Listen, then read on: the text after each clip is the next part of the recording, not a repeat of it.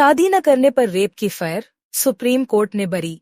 यह एक महत्वपूर्ण और विवादास्पद मामला है जिसमें सुप्रीम कोर्ट ने यह स्पष्ट किया कि यदि किसी व्यक्ति ने किसी महिला से शादी करने का वादा किया था और फिर वह वादा पूरा नहीं किया, तो केवल इस कारण से यह मामला दुष्कर्म, रेप का नहीं बन सकता।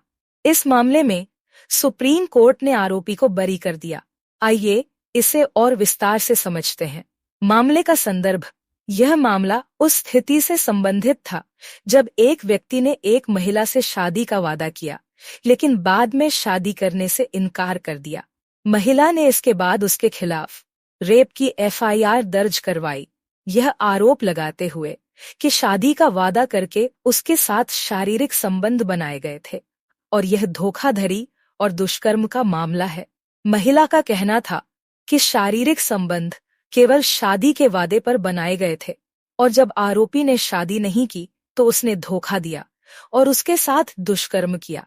महिला ने यह दावा किया कि वह आरोपी के साथ शारीरिक संबंध बनाने के लिए सहमति नहीं देती अगर उसे पता होता कि आरोपी शादी का वादा पूरा नहीं करेगा। सुप्रीम कोर्ट का निर्णय। सुप्रीम कोर्ट ने इस मामले में महत्वपूर्ण बिंदु उठाए और इस पर विचार किया कि क्या केवल शादी का वादा करना और फिर उसे न निभाना दुष्कर्म का अपराध बनाता है या नहीं।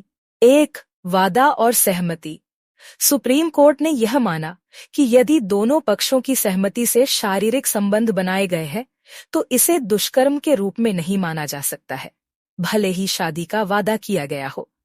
कोर्ट ने यह स्पष्ट किया कि यदि महिला ने पूरी तरह से स्वीकृति दी थी और रिश्ते में दबाव या धोखाधड़ी नहीं थी तो यह दुष्कर्म का मामला नहीं बनता।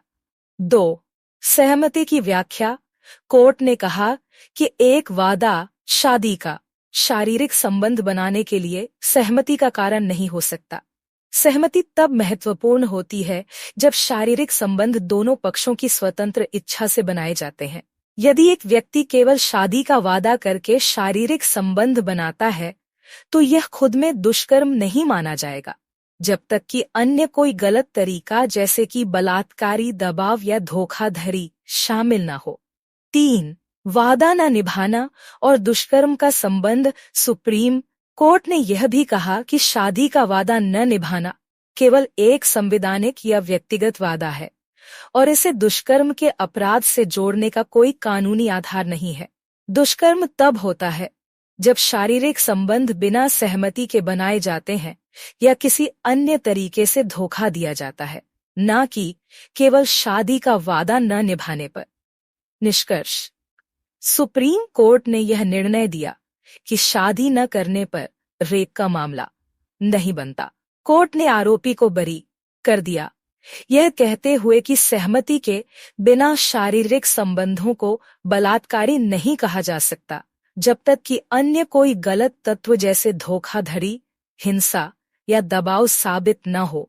इस प्रकार इस फैसले ने यह स्पष्ट किया कि शारीरिक संबंधों के लिए शादी का वादा ही दुष्कर्म का कारण नहीं हो सकता।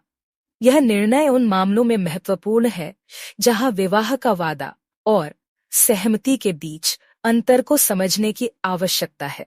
महत्वपूर्ण बिंदु। यह मामला इस बात पर आधारित है कि कानूनी सहमति और धोखाधड़ी के बीच का अंतर। अगर दोनों पक्षों की सहमति से शारीरिक संबंध होते हैं और इसमें धोखाधड़ी या दबाव का कोई तत्व नहीं है तो इसे दुष्कर्म नहीं माना जाएगा। वीडियो अच्छी लगी है तो इसे लाइक करें या चैनल को सब्सक्राइब करना बिल्कुल ना भूलें।